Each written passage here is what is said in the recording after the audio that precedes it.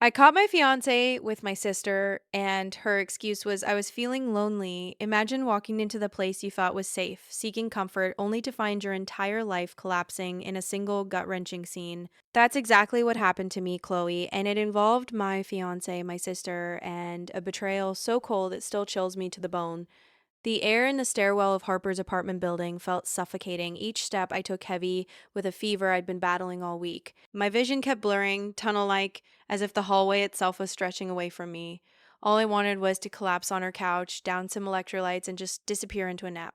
That was the whole plan. Key in the lock, quick text to Harper saying, "Hey, I'm here feeling like death. Blanket, blanket, sleep." I was tired, sweaty, and utterly unprepared for the way my life was about to shatter in less time than it takes to cue up a video. The first sign something was terribly wrong should have been the silence. Harper's apartment was never silent. She treated background noise like oxygen. Always a show, music, or some social media video droning on. But that afternoon, there was just this thick, almost sticky quiet behind the door. I remember pausing, my key halfway in, thinking she must be out, but her car was downstairs in its usual crooked spot. My fever addled brain decided the most logical conclusion was that she was just napping, too. The door wasn't even fully locked, it gave way with a soft click, like someone had shut it in a rush, not quite properly.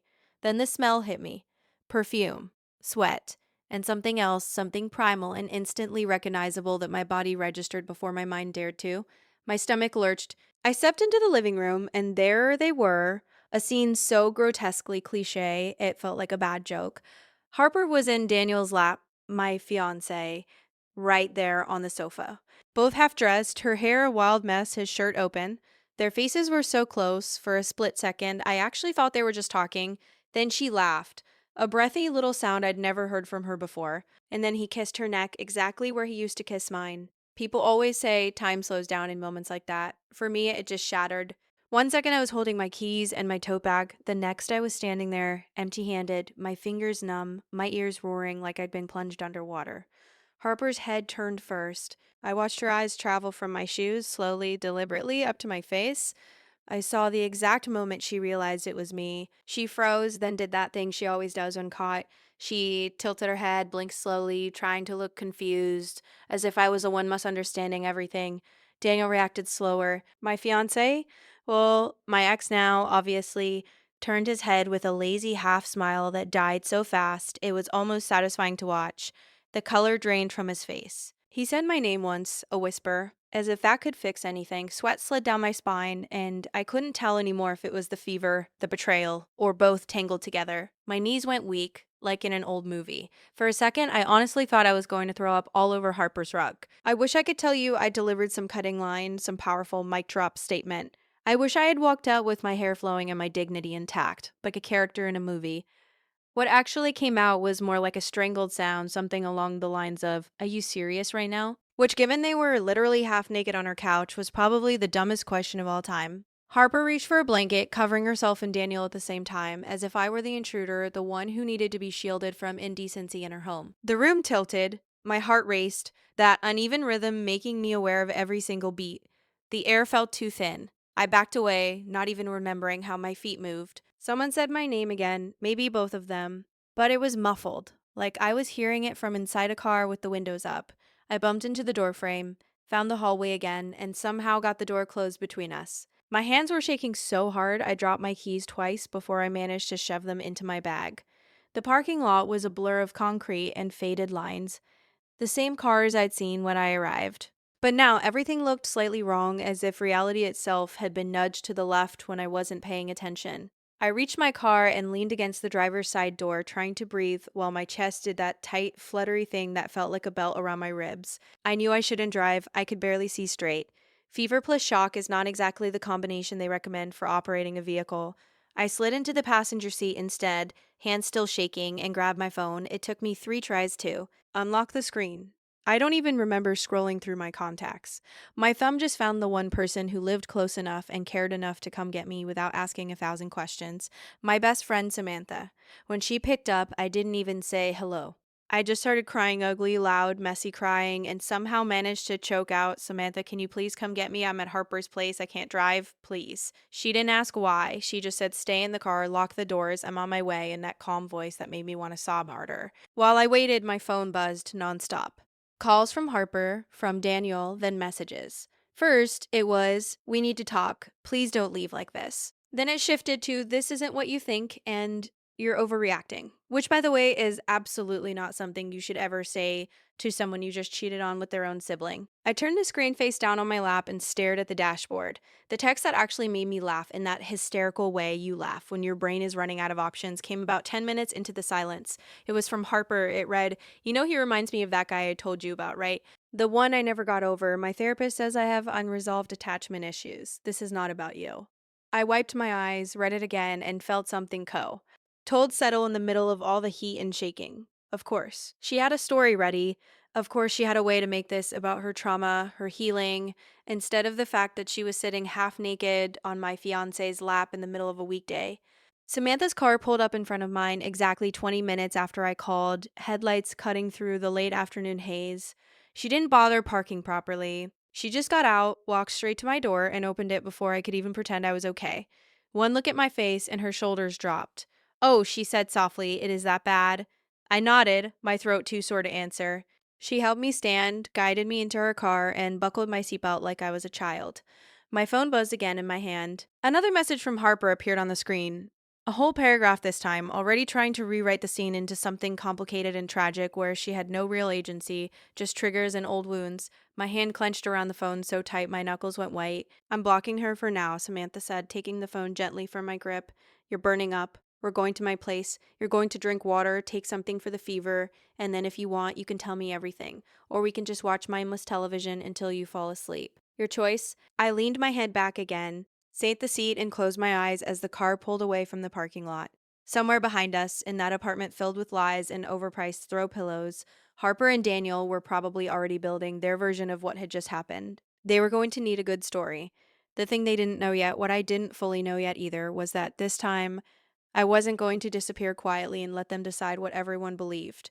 For a couple of days, though, I did disappear. Fever will do that to you. My body basically staged a walkout. I spent most of that week on Samantha's couch, drifting in and out of sleep while she checked my temperature, forced me to drink soup, and brushed my hair back from my face when the nightmares made me jerk awake. Every time my phone lit up, my stomach clenched. Calls from my parents. Dozens of messages from Daniel, whole essays from Harper about how love is complicated and this is bigger than labels like right and wrong. I muted everything and let the silence wrap around me instead. You have to understand something about Harper for the rest of this to make any sense. This wasn't the first time she had blown up someone's relationship and then tried to frame it as some deep, uncontrollable emotional thing that happened to her, not something she did. When we were younger, it was smaller things. She'd flirt with someone who was clearly into me, then tell me later that she couldn't help it, that there was just a connection she didn't feel with other people. At the time, I thought it was immaturity or insecurity. I didn't have the language yet for a pattern or entitlement. By the time we were out of school, that pattern had bodies attached to it. A friend from college who called me sobbing because she'd walked into a party back home and found Harper pressed up against her boyfriend in the kitchen. A cousin who stopped talking to me entirely after Harper framed a similar situation as "it just happened."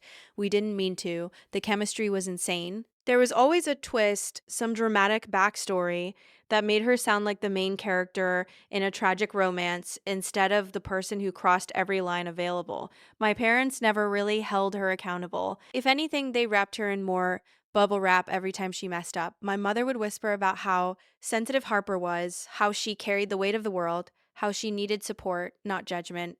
Support usually meant spa weekends paid by them, new clothes, a little self care retreat so she could process. My father pretended not to see most of it. When things blew up, he'd pat my shoulder and say something vague like, "You know how your sister is," as if that explained why other people's hearts were acceptable lateral damage. Meanwhile, I was the one who had moved out early, paid my own rent, juggled two jobs, and never once had my mother offer to pay for a massage because life was too heavy for me. When my last serious relationship before Daniel ended, all I got was, "Well, maybe now you'll focus more on your career," and a comment about how at least I didn't have children involved. The double standard was not subtle, it was neon. Lying on Samantha's couch, sweating through my t-shirt, and replaying the scene on the sofa on an endless loop, something started to click that made me feel both sick and weirdly steady. This was never going to stop on its own. If I did what I had always done, cry, move out of the way, try to be the bigger person, Harper would just add this to her list of tragic love stories and move on to the next person, whose life she could rearrange without consequence. I didn't want to be noble, I wanted something to actually change. On the third day, when my fever finally broke enough for my brain to string thoughts together in a straight line, I picked up my phone and scrolled back through years of messages. I went through conversations with that friend who had caught Harper with her boyfriend, through the angry texts from our cousin before she blocked me, through Harper's long monologues about a mysterious man she met years ago who ruined her and set the bar so high no one else ever compared. He had a nickname in her stories, obviously something dramatic she used so she could talk about him without saying his real name in front of our parents. But in one older message, when she was ranting to me at 3 a.m., she had slipped and typed his actual first name once before autocorrect caught it. I stared at that single word on the blue screen, feeling something cold and focused slide into place under my ribs. According to her, this man, Ethan, was the great love of her life, the one that got away, the reason she kept blowing up any relationship that reminded her the tiniest bit of him. He always had the same job in her story. The city changed sometimes. The timeline shifted, but certain details never did. He was a physical therapist. They had met when she hurt her shoulder at a gym. He had this calm voice and sad eyes. He had broken her heart so badly that every man with even a passing resemblance became a walking trigger. Except now I was looking at messages that told a completely different version. Dates that didn't line up. Comments from friends that suggested she had actually broken up with him for reasons that had nothing to do with heartache and everything to do with heartache and everything to do with money and status. And if there was one thing Harper excelled at, it was using half truths as shields. I could have just closed the chat and gone back to trying to breathe. Instead, with that shaky, adrenaline fueled determination that usually leads to bad haircuts and long texts, I opened a search bar and typed his name, Ethan, along with the city she had mentioned most often. It took about 5 minutes to find him. There he was, smiling in a profile picture for a clinic, his job title written underneath. Same first name, same profession, same general look Harper used to swoon over when she was recounting the story of how he had ruined her for other men. For a while, I just stared at the screen, my thumb hovering over the message button, heart pounding. This was insane. Normal people didn't do this. Normal people didn't reach out to strangers from their sister's past and say, hey, quick question, are you the emotional catastrophe she has been blaming for every terrible decision for the last decade? I almost put the phone down. Then I thought about Harper's text from that afternoon, about how this was not about me, and something in me snapped a little more. I typed, erased, typed again. Eventually, I settled on something that didn't sound like I had escaped from a mental hospital. I told him my name, Chloe, and that I was pretty sure he had dated my sister, Harper, years ago. I said I knew this was weird and he could ignore it, but that my sister had been using their story as a justification for hurting people, including me, and that I was T. Ryan understood what was real and what was not. I hit send and immediately wanted to crawl out of my own skin. He didn't reply that day or the next. I told myself that was good, that this was a sign from the universe that I should mind my own business. I tried to focus on the much more urgent problem of unengaging from Daniel from wedding deposits, from the shared lease we were supposed to sign next month.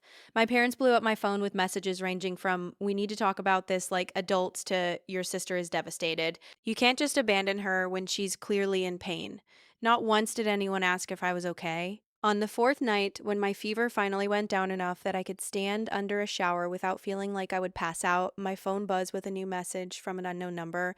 I dried my hands on a towel, opened it, and there it was. He had replied, Ethan said my message had taken him by surprise and that he had read it 3 times before answering. He confirmed he had dated Harper briefly, that they had gone out maybe 3 times, and that it had been years. He said he wasn't sure how much I wanted to know, but that he had his own version of that story and it didn't look anything like the tragic epic I had hinted at. He suggested we meet in person if I was comfortable, somewhere public so he could explain properly. My first inched was to bail. I could already hear my mother's voice, horrified if she ever found out. You contacted one of your sister's exes. That is so messy. But then again, so was watching my sister shove my fiance's hand under her shirt while pretending she was haunted by an old flame. I agreed to meet. We picked a coffee shop halfway between our cities. A neutral ground where I could, in theory, get up and leave without making a scene if he turned out to be nothing like whatever I was imagining. On the day of the meeting, I felt a different kind of sick, the kind that starts in your stomach and makes your palms sweat. Samantha offered to come sit at a table across the room in case I needed backup, but I said no. This part I needed to do myself. I put on jeans that actually fit a faded sweater and makeup that tried very hard to make me look less like someone whose world had imploded a week ago. In the mirror, my face still looked puffy from crying, but at least my eyes weren't red anymore. He was already there when I walked in, sitting at a corner table with a mug in front of him and his phone in his hand. He looked up when the door opened, and I knew immediately it was him, even though I had only seen that one professional picture. There's something about seeing a person who has lived rent free in your sister's stories for years. You recognize the shape of them, even if you have. Never stood close enough to notice the little lines around their eyes around their eyes. You must be Chloe, Ethan said, standing up as I approached. His voice was lower than I expected, calm. He smiled in this cautious way, like he wasn't sure yet if we were about to have an argument or a normal conversation. I'm guessing this is as weird for you as it is for me. You have no idea, I said, letting out a breathy laugh. My hands were shaking again, but this time for a different reason. We sat down.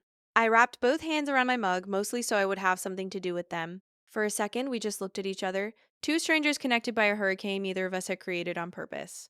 Okay, he said finally, where do you want me to start? Because I only dated your sister for about a month, but apparently that month has turned into a legend. I told him in broad strokes what Harper had been saying for years, how she described meeting him, how she said he had awakened some epic love in her, how she swore no one else had ever measured up, how she justified tanking other people's relationships because she was still broken from what happened between them. Saying it out loud like that made it sound even more ridiculous than it had in my head. He listened without interrupting, jaw tightening slightly at some parts, eyes widening at others. When I finished, he took a long sip of his drink and set the mug down carefully. I'm not going to tell you your sister is lying about everything, he said. Feelings are messy. People remember things differently. But here's my version. They had met at a clinic, not a gym. She came in with a minor injury. He broke a professional rule and asked her out after her last appointment. He did have that calm voice and probably the sad eyes. His mother had died a few months earlier, and he had been walking around feeling like someone had taken the floor away. They went out 3 times. It was fun. It was not epic.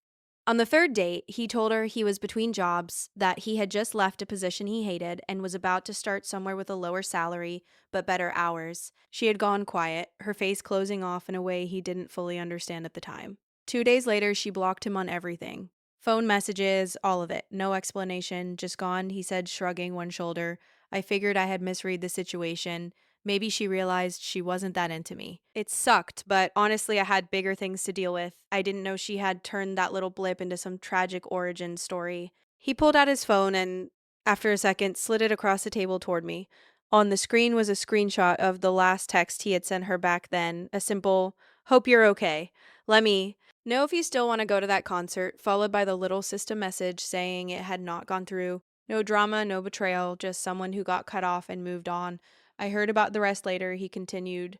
We have some mutual acquaintances. I started hearing my name in conversations where I was this villain who had used her, ghosted her, broken her heart. It was honestly disturbing. At one point, it started affecting me professionally because she was telling people in that circle that I preyed on clients. I had to talk to my supervisor about it to make sure my job was safe. I felt my nails dig into the cardboard sleeve around my mug. Rage and shame tangled together in my chest. She never told me any of that, I said quietly. She just talked about how deeply she loved you and how you destroyed her. Anytime she did something messed up, like flirting with someone else's boyfriend, she would bring you up as the reason she couldn't control herself. He nodded slowly. I figured something like that was happening when one of the women she hurt found me online and reached out, he said. She wanted to know if I had really done those things to your sister. When I told her my version, she just started laughing and then crying at the same time. That was when I realized this was not just about me. This was a pattern. I told him about the friend from college. About my cousin, about the way my parents always cushioned Harper's landing every time she jumped and landed on someone's head. I told him about walking in on the couch scene, about the text she sent me afterwards saying this was not about me, it was about him, the ghost she never got over. Saying it to someone who had actually been that ghost made the whole excuse feel even more pathetic. So she's still using me, Ethan said, rubbing a hand over his face. That's great. We sat there for a moment, letting the awfulness of it settle between us. I felt weirdly protective of him, this man I had just met, because I knew exactly how it felt to be turned into a prop in my sister's little mythology. For years in my family, I had been the responsible one, the one who made good choices, the one who could handle being disappointed because I was strong. That sounds like a compliment until you realize it's an excuse for people to treat you like you don't need basic consideration. I'm sorry she did that to you, I said, surprising myself with how much I meant it. And I'm sorry you're still dealing with the fallout. I reached out because I'm tired of everyone treating her behavior like the weather, like it just happens, and we all have to carry umbrellas. He smiled at that, an actual warm smile this time that reached his eyes. That's a good line, he said. The umbrella thing. You should write that down. I'm more of a ranting in my notes app type of person, I admitted, but thanks. We talked for hours about my family, about his life, about grief and guilt, and the weird roles we both had played in other people's stories without realizing it. He told me about losing his mother, about the way that had made him grab onto any attention or comfort he could get for a while, sometimes in ways he wasn't proud of. I told him about growing up with a sister who could cry on command, and parents who acted like tears were a get out of jail free card. At some point, the conversation shifted from what Harper had done to what I wanted to do now. That part was more complicated. On one hand, I wanted her to feel something, anything that looked like an actual consequence. On the other hand, I didn't want to turn into some revenge obsessed cartoon version of myself. I didn't want my whole personality to become woman whose sister stole her fiance. What do you actually want? Ethan asked finally, leaning his elbows on the table.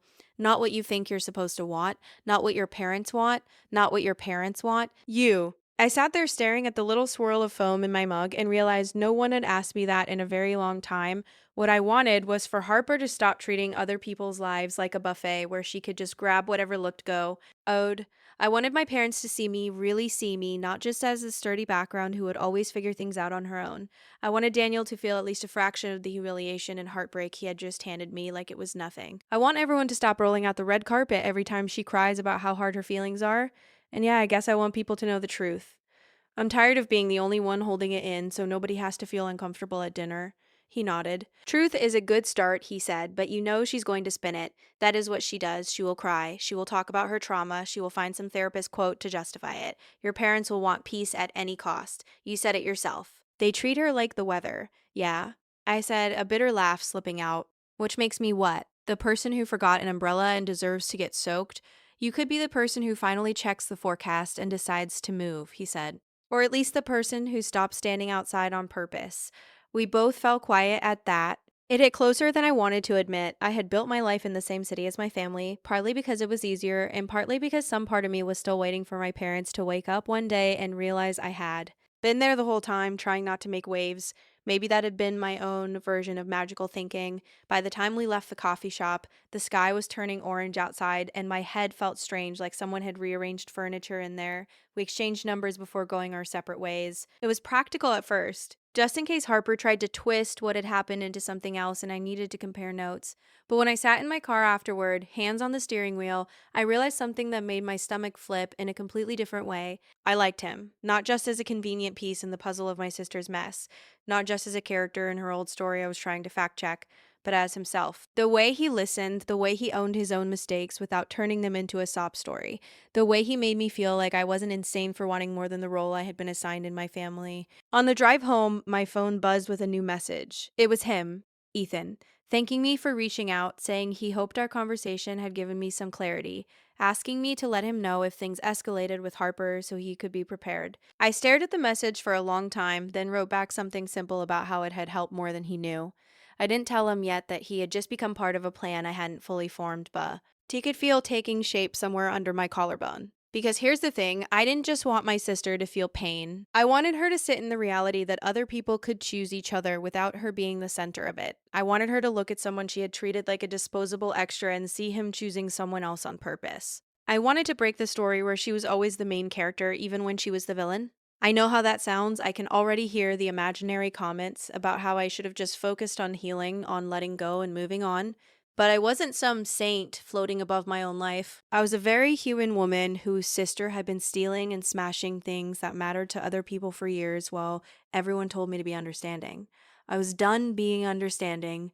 I wanted cause and effect. So when Ethan asked a few days later if I wanted to grab dinner as actual people, not just as casualties of my sister's drama, I said yes. And I didn't pretend it was just about information or closure.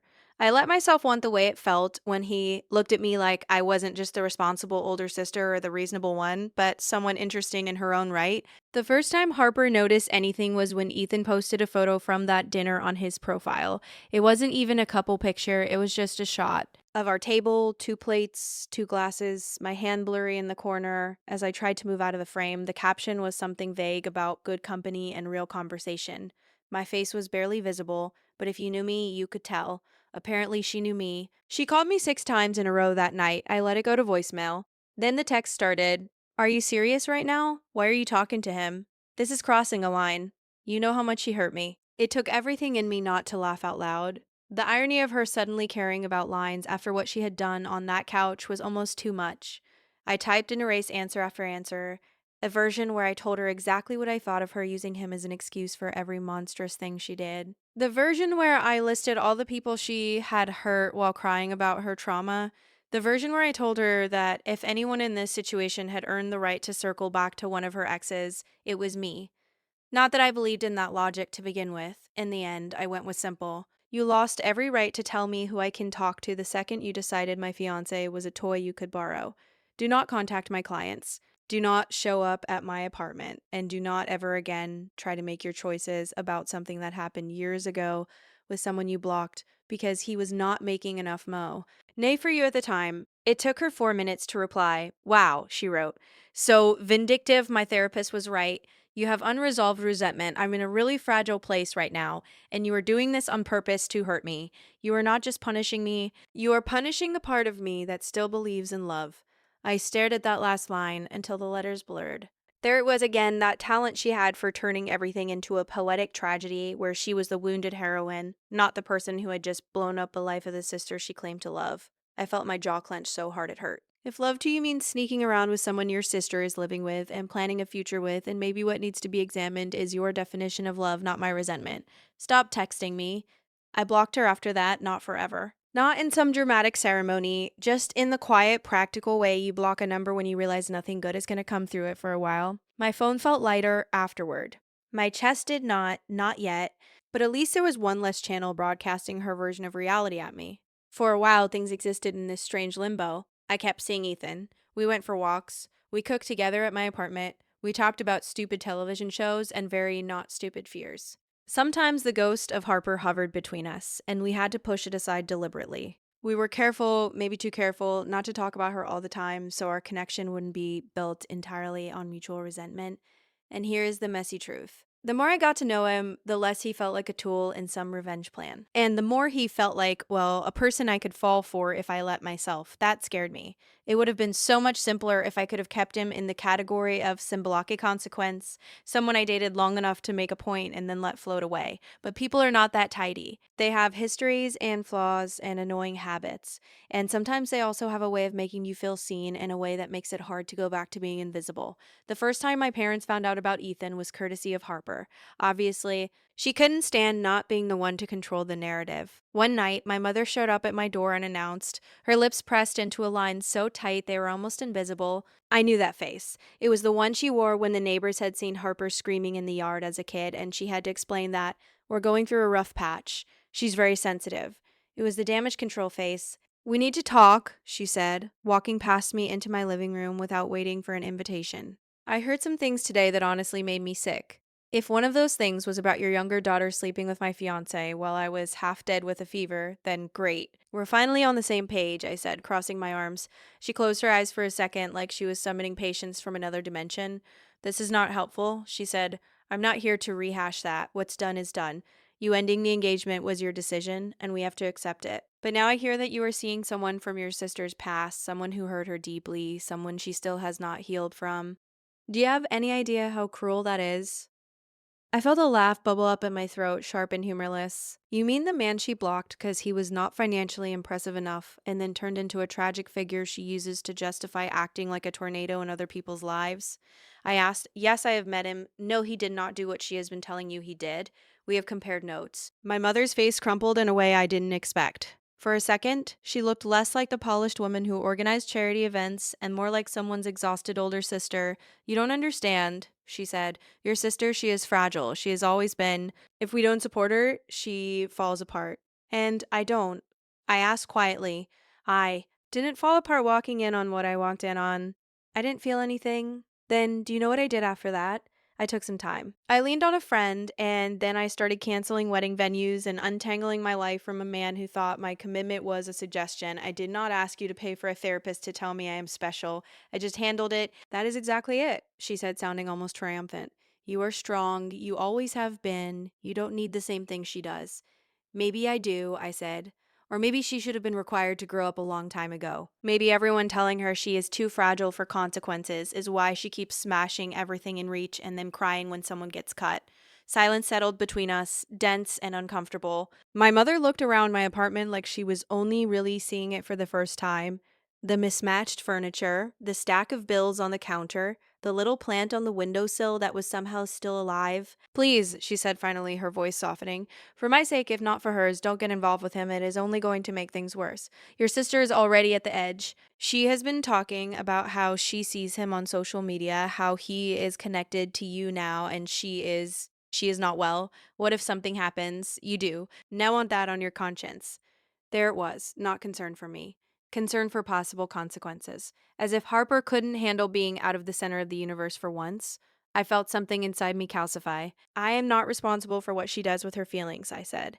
I am responsible for my choices. And right now, I am choosing not to let her dictate my life anymore. If she cannot handle the fact that other people exist outside her narrative, then maybe what she needs is a different kind of help than you have been giving her. My mother flinched like I had slapped her. I did my best, she said. We did our best. We raised two daughters and we tried to give you both what you needed. You gave her a safety net and gave me a lecture about resilience. I said, that is not the same thing. She left soon after, muttering something about how I would regret this stubbornness. One day, I closed the door behind her and leaned my forehead against it, taking a deep breath.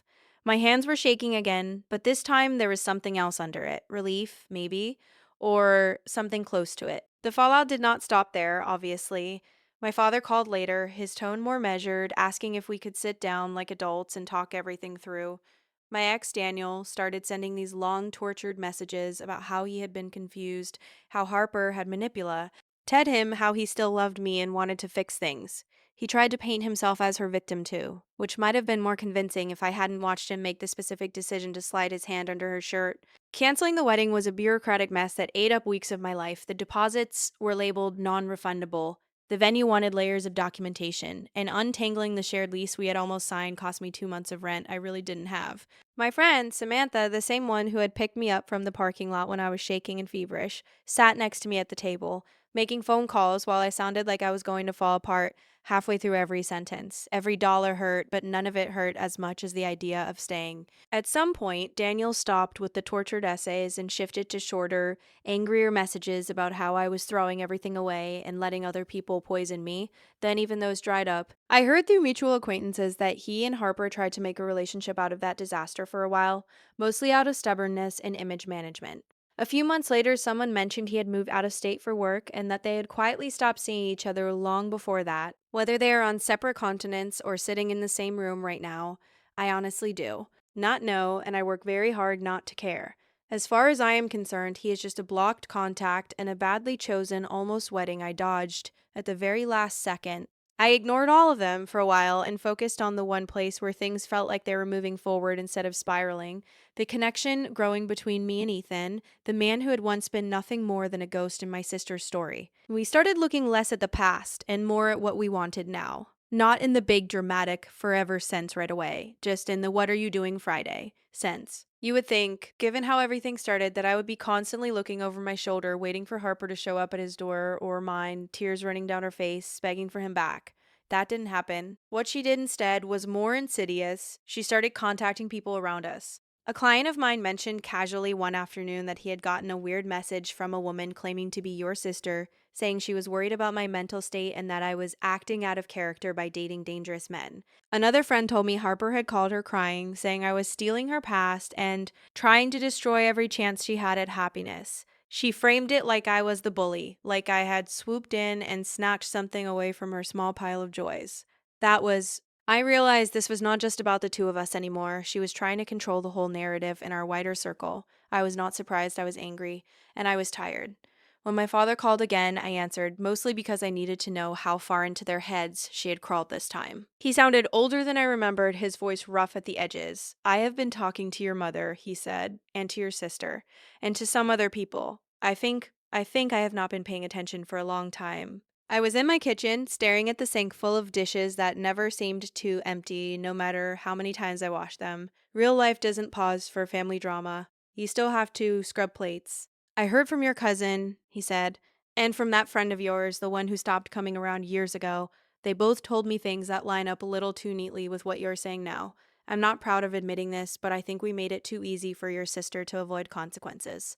I think we did that because it was easier than watching her fall apart, and we expected you to carry more than we ever should have asked you to carry. Later that night, he sent me a short message that just said, "Thank you for finally making someone pay attention.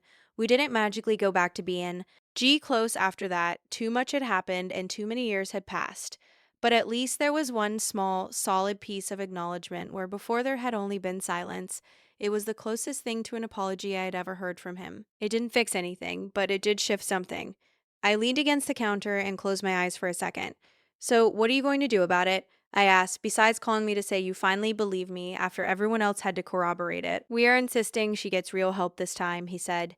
"Not just a couple of sessions with someone who tells her she's special. We found a program, a structured one. If she wants any financial support from us going forward, she has to commit to it. Your mother is struggling with this. She feels guilty. She keeps saying she failed her. I keep saying we failed both of you. And what about me?" I asked.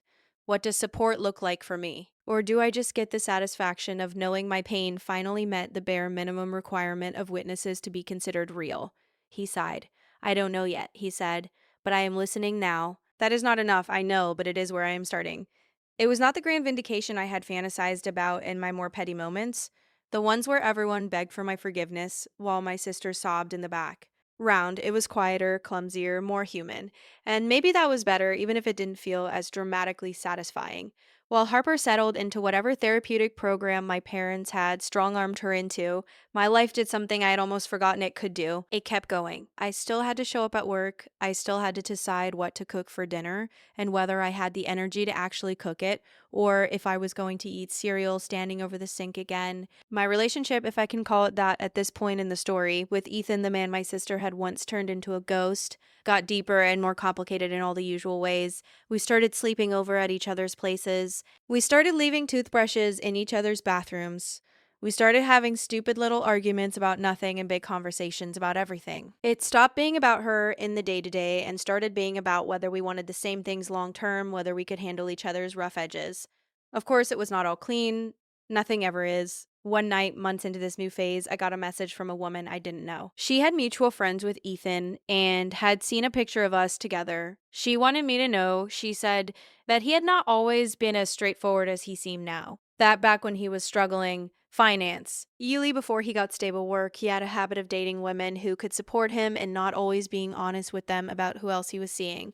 My stomach dropped as I read her words. I could actually hear the universe laughing like, "Oh, you thought you were done dealing with messy people just because you picked someone outside your usual circle. It would have been easy to delete the message and pretend I had never seen it. It would have been easier to assume she was exaggerating or bitter. But I had spent too much of my life watching other people ignore red flags until they turned into fires. I was not going to do that again, even if this particular fire had started way before I ever met him. When I confronted him about it, Ethan did not deny it. He did not try to gaslight me or twist it into something else. He sat on my couch, hands clasped between his knees, and told me exactly how ugly that period of his life had been, how lost he had felt after his mother died, how desperate he had been to feel safe, how that desperation had made him do things he was ashamed of now, how he had hurt people who did not deserve it, not because he set out to, but because he was too busy trying not to drown to notice he was stepping on other people. "I'm not telling you this to ask for forgiveness," he said. "I'm telling you because you deserve the full picture if you're going to. Decide whether you want to keep doing this with me. I am not that person anymore. I haven't been for a long time. But he existed, and it is not fair to you to pretend he did not. I wish I could say I handled it with perfect maturity. I did not. I cried. I shouted. I told him he was exactly the kind of person my sister liked to blame her choices on. I told him I felt stupid for letting myself be drawn to someone connected to her in any way. I told him I needed space and then actually took it, which for someone like me was a bigger step than it sounds. I did not immediately decide to forgive and forget. I sat with it with the knowledge that the man I was building something with had once used people in ways that sounded uncomfortably familiar. Here's the difference, though. The thing that ended up mattering more than the past itself, he did not try to make it my job to fix his guilt. He did not cry and make it about how hard it was for him to be seen as that person. He said he understood if I wanted to walk away and that he would not blame me. He did not chase me with 100 messages a day. He let me have the space I had asked for. In that space, I did something that would have horrified my younger self. I went to therapy, real therapy for me, not as a chaperone for my sister or a translator for my parents' feelings. I sat in a small room with a woman who looked more like someone's cool aunt than a professional, and I told her everything. The couch, the ghost story, the revenge plan that had turned into something messier and more real. The way my family had turned my strength into an excuse to never check if I was actually okay. We talked about patterns, about how being the responsible one had made it easy for me to ignore my own needs until they exploded, about how watching my sister weaponize vulnerability had made me suspicious of my own, about how dating someone who had once used people did not automatically mean I was repeating my sister's choices, but that I did need to be honest with myself about what I was willing to risk for the possibility of something good. I can make this part sound neat, like I did the work and then emerged with a perfectly calibrated sense of self worth and a clear checklist for future relationships. That would be a lie. What really happened was this: I kept going week after week, sometimes saying useful things and sometimes talking in circles. I messed up. I texted him on nights I had promised myself I would not. I blocked and unblocked his number twice. I learned that healing is less like climbing a staircase and more like walking in a spiral. You keep passing the same points, but a little higher each time. Eventually, we sat down again, the two of us, at my kitchen table, the same table where I had once strolled, papped a stack of wedding brochures, and sobbed. We laid out everything like we were sorting through a messy drawer. The hurt, the hope, the ugly truths, the tiny, stubborn good things that kept surviving even when the rest of it went up in flames. I'm not asking you to pretend the past did not happen, Ethan said. I'm asking if you think the person I am now, the one you have actually been with, is someone you can build a life with, knowing that he still has to keep an eye on certain old instincts. And I'm telling you that if the answer is no, I will survive. It will hurt, but I will not turn it into a story about how you ruined me. I'm done doing that. I looked at him and thought about Harper, about how every time someone left her or she blew up something good, she turned it into a story where she was the tragic center and everyone else was a side character. I thought about how different it felt to sit across from someone who was not asking me to carry his narrative for him. I don't know what our life would look like. I said, I cannot promise you I will not freak out sometimes when something reminds me of that old version of you. I cannot promise I will be chill and cool and easy. I am not that person, but I can promise that if I stay, it is because I am choosing you, not because I am trying to prove a point to anyone else. And if you ever start acting like the man you just described again, I am gone. He nodded. That's fair, he said. That's more than fair. So I stayed. Not because I needed to win some invisible competition with my sister, not because I wanted to post pictures that would make her spiral, but because in the middle of all that chaos, I had found someone who was willing to be honest in a way I had rarely seen in my family. It was not perfect. It was sometimes exhausting, but it was real. 3 years after everything first exploded, on a completely ordinary fall morning, I was standing in my kitchen making coffee when that familiar wave of nausea hit me out of nowhere. It was not the bone deep flu kind of sick this time. It was sharper, stranger, mixed with this ridiculous flutter of hope I didn't want to admit to out loud. 3 pharmacy tests later, lined up on the edge of my bathroom sink. There was no denying it. I was pregnant. The irony was not lost on me. Years before, I had been planning a wedding and vaguely daydreaming about kids with a man who couldn't even keep his hands off my sister for one night. Now I was carrying a baby with Ethan, someone who had once been nothing more than a ghost in one of Harper's dramatic stories. Someone I had met in the smoking crater her betrayal left behind. If you had told me that timeline at the beginning, I would have laughed in your face and told you to stop watching so many shows. Telling him was one of the scariest conversations I have ever had. Not because I thought he was going to disappear, but because having a child is permanent in a way no lease or engagement ring ever will be. You can cancel venues, return dresses, rip up contracts. You cannot send a baby back because things got hard. When I finally got the words out, my voice shaking more than I wanted to admit, he went quiet for so long. I thought I was going to throw up again. Then he looked at me with those tired, honest eyes and said, I am completely terrified and I want this more than I have ever wanted anything in my life. Our son was born on a rainy spring morning, all scrunched up face and furious little fists. He had his father's eyes and my stubborn nose, and the second they put him on my chest, I understood at least part of what people mean when they talk about unconditional love. Not. Because every other kind of love in my life had been fake. but because this one rewired something in me on a level I did not know existed. My friend Samantha, the one who had come to drag me out of that parking lot when I couldn't trust my own hands on a steering wheel, was the first person besides us to hold him. She basically moved into my apartment for the first few weeks, taking night shifts on the couch, handing me snacks when I forgot to eat, and reminding me that showering was not, in fact, optional. She jokes that she's his unofficial godmother, but the truth is, she became the anchor I didn't even know I needed. My sister Harper found out through my mother, because of course she did. A few days after we came home from the hospital, a package showed up at my door, an expensive baby blanket that looked like it belonged in a catalog more than in my laundry basket with no card inside. My father came to visit and held his grandson with shaking hands, crying in a way I had never seen from him.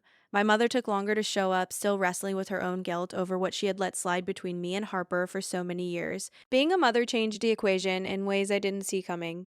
On the one hand, I suddenly had a little more empathy for how terrifying it must have been for my parents to have a child as volatile as Harper, even if I still disagreed completely with the way they handled it. On the other hand, I understood with a new kind of clarity that there are some things you simply cannot let your kid be around, no matter how many therapy sessions everyone in the room has gone to. 7 years have passed since the day I walked into that apartment and felt my life snap in two. Harper did the program.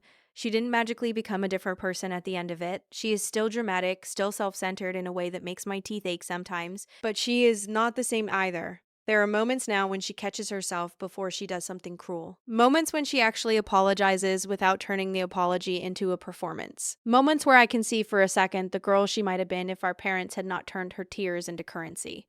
We are not close. People hate hearing that, by the way. They love a reconciliation story. They want sisters to hug it out in the third act and promise to never let anything come between them again. That is not what happened here. What we have now is something thin and fragile and strictly limited. We text on holidays. We see each other at family events. We keep conversations shallow on purpose. She knows I will leave if she crosses certain lines again. I know she is still capable of it. We live with that. My parents had to learn to live with a different version of their family too. One where I don't show up on command to keep the peace. One where their oldest daughter has boundaries they cannot guilt her out of, no matter how many stories they tell about sacrifice and forgiveness. My mother still slips sometimes, still talks about Harper's progress like it is an accomplishment we should all applaud. My father still looks tired when I say I'm not ready to have her in my home around my child, but they also bring groceries when they know work has been heavy for me. They babysit. They tell my son stories that do not erase what happened, but also do not turn his aunt into a monster. As for me, I have a life now that does not revolve entirely around what my sister did or did not do. I have a small business that pays the bills more months than it does not. I have a partner, Ethan, who still annoys me sometimes by leaving his socks in the living room and still surprises me by being more thoughtful than I expect. On days when I am sure he has not noticed how tired I am, we fight. We make up. We go to couples therapy when things get too tangled to sort out on our own. We are not some miracle couple. We are just two flawed people choosing each other on purpose over and over again. Sometimes late at night when the apartment is finally quiet and my brain decides it is a great time to replay old memories, I still see that couch. I still feel the fever, the shaking, the way the world tilted. I still taste the metallic fear in my mouth. Those images do not evaporate just because time passed and other things layered over them, but they do not own me anymore. They are one scene in a much longer story I am still writing. If you are waiting for the part where I tell you I forgave everyone and now we all have dinner together once a week and laugh about the past, I am going to disappoint you. That is not real life. At least not mine. What I have instead is this, an understanding that some damage cannot be undone, only acknowledged. A commitment to not gaslight myself anymore into thinking my pain is less valid because I survived it without making a spectacle. A willingness to be the villain in someone else's version of events, if that is the price of not being the background character in my own life. My sister Harper tells people she went through a dark season and came out stronger with the help of her loving family. She does not mention the part where that loving family finally told her no.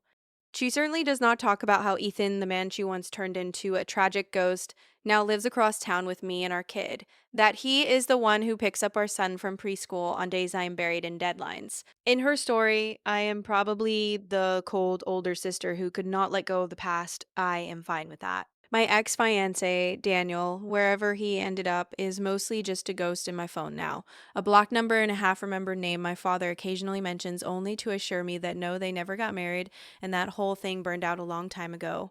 In mine, I am the woman who finally stopped holding the umbrella for everyone else and went inside.